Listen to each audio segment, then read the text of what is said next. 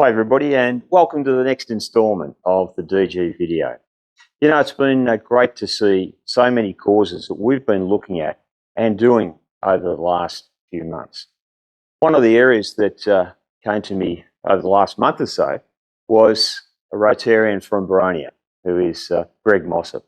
And Greg wanted to talk to me a little bit about men's health, and I thought it'd be great to have him along to talk about a new project which we're looking at. So welcome on, Greg. Hello, Peter. Great to see you, mate. Thanks for this opportunity. Now, Greg, just interestingly enough, what motivated you to contact me about a project such as men's health? Well, I lost my dad to cancer just on 30 years ago, and it started in his prostate. And so I've always been passionate about cancer generally and its impact on not only the families but on the community overall.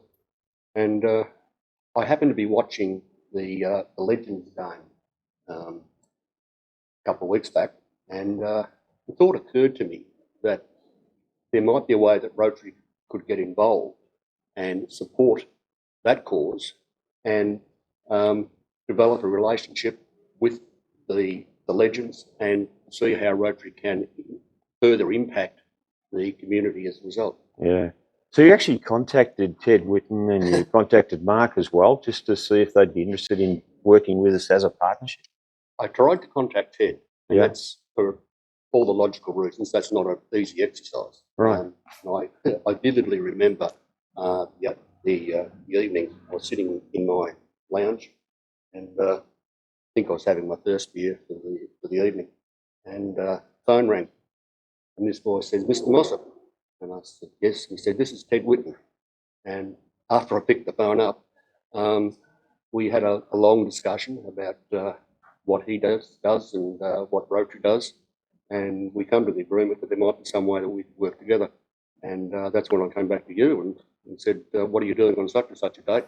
And we had a meeting with Ted and Mark, and at their North Melbourne complex, and it's all gone from there. Jeez, but wouldn't it be great if we actually had Ted and Mark here just to talk to us about this as well? Two good blokes. Yeah. Guys. Hello, Peter. Ted Whitten, how are you? Great to see you. Mark, Good to see you. Ted, good to see you, Good to see you, mate. Greg. Mark, great to see you. Geez, it's fantastic you could actually make it today, guys. Pleasure to be here, mate. So I guess everybody knows Ted as synonymous with AFL football.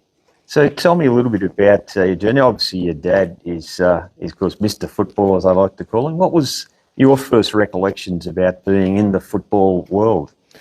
Well, that goes back a fair way, but obviously I've been involved with the Bulldogs for a long time, but my personal football background is that I started playing footy at 8 years of age and progressed through to AFL football and, been involved with the footy club ever since and I never thought I'd see a premiership, but in 2016 I did, and I'm happy with that because I don't know if I'll see another one, but it was great. Yeah. So I've got to ask you, now I know there's a few Bulldog supporters out there in the community and particularly in our clubs. So how will the Bulldogs go next year, do you think? Well, they're up against it, I think. They've got a very competitive list, but as everyone knows, we're struggling in defence. So we've got some good kids that they're a bit light on, and I think that if they can recruit and put an experienced senior player in defence, I think we can go a long way because we have some stars at the club.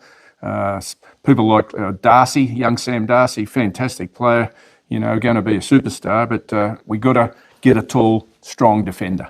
No, that sounds good. I think you guys are going to go pretty well, I think, next year. Hope so.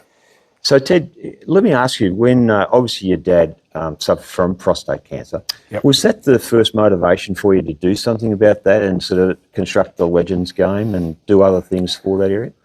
Yeah, when he passed away in 1995 from prostate cancer and had all the symptoms in the world, but it did nothing about it. Actually let it go, didn't know he had prostate cancer, and then when he finally had symptoms that were bad enough, he did go to the doctor and found out that he had incurable prostate cancer. So sadly, he died in 95, and from there, at 62 years of age, I thought, well, it's too young for men to be dying and leaving their families alone. So we decided to start a foundation basically supporting prostate cancer research and awareness.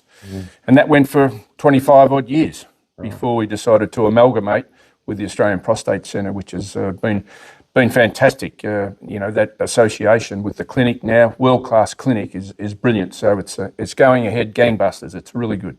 Oh, that's great. And Mark, of course, Mark is CEO of Rural. Can you tell us a little bit about the work you're doing down there at Rural?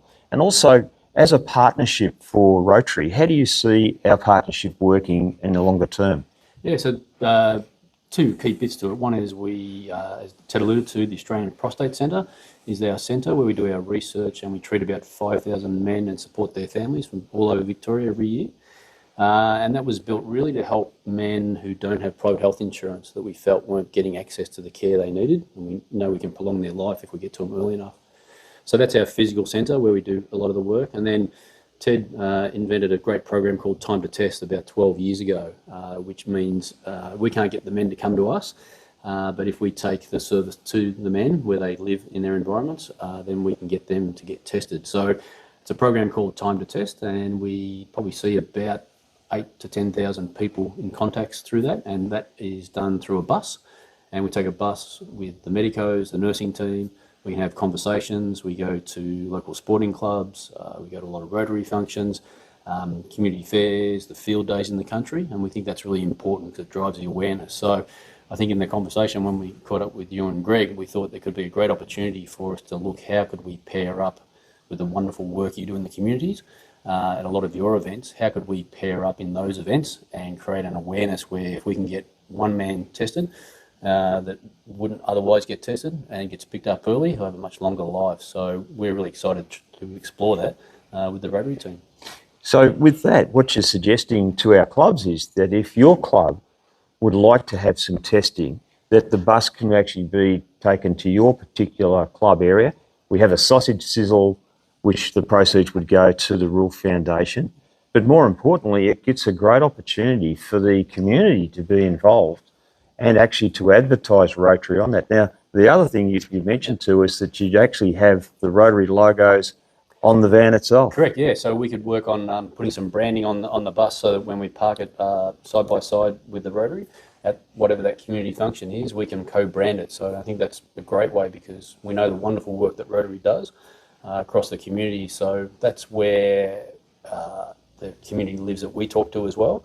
So for us being able to get to those events with yourselves is very powerful. Yeah.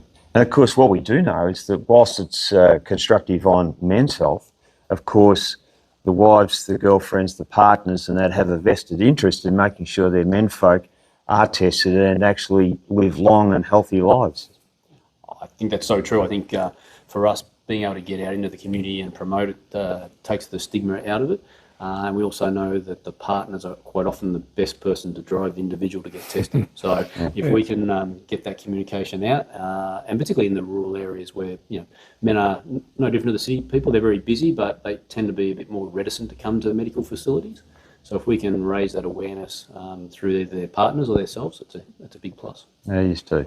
So guys, and I think for everybody at the moment watching this, this is a great opportunity to partner with an excellent organisation that is doing something really constructive for men's health.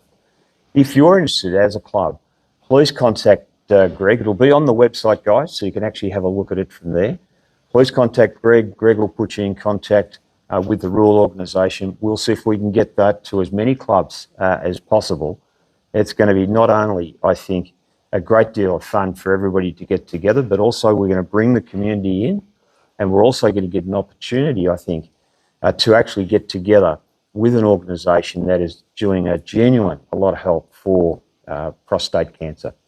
So I just, on behalf of everybody here, I'd like to say thanks so much for coming in, and we'll look forward to seeing you at the next DG videos.